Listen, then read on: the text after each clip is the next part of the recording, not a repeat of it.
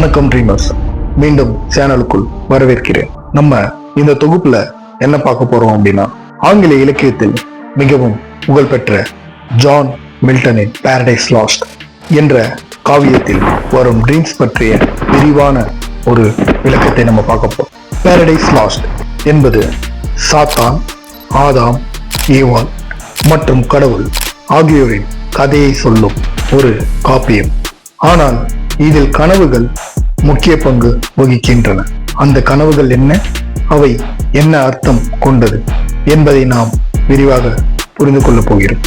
அதுக்கு முன்னாடி நம்ம சேனலை சப்ஸ்கிரைப் பண்ணாதவங்க சப்ஸ்கிரைப் பண்ணிட்டு பாருங்க. அப்படியே உங்க நோட்டிபிகேஷன் பெல்லையும் கிளிக் செஞ்சுருங்க.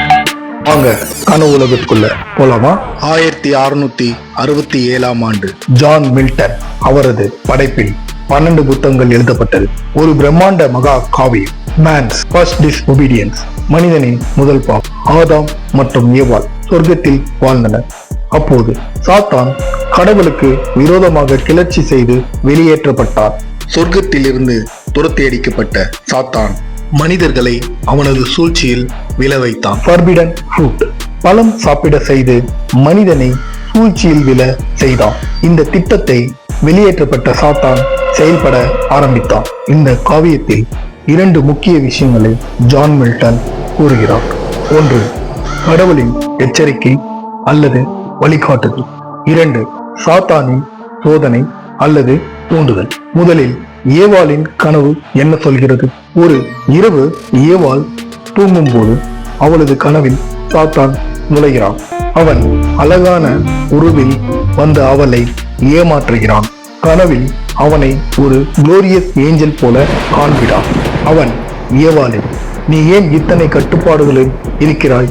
இந்த மரத்தில் உள்ள ஒரு பழம்தான் உனக்கு சுதந்திரமும் அறிவும் தரும் என்று சொல்கிறான். அதனால் கனவில் அந்த பழத்தை சுவைக்கிறாள்.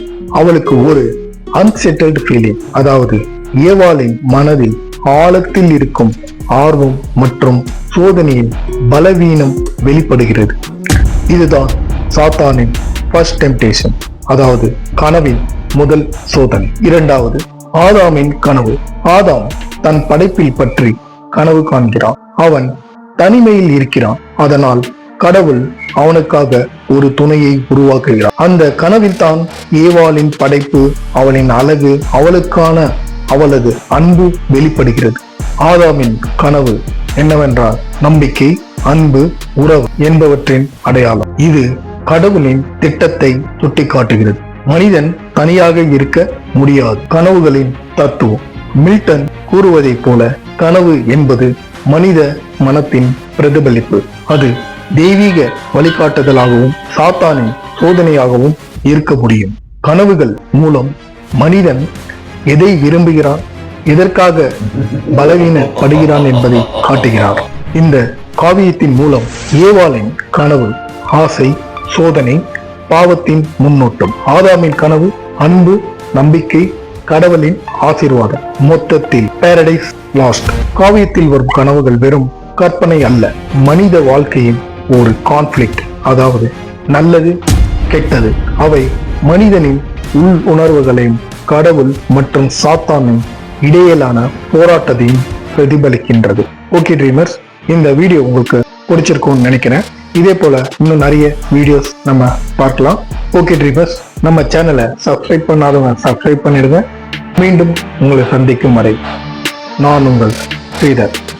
நன்றி, வணக்கம்.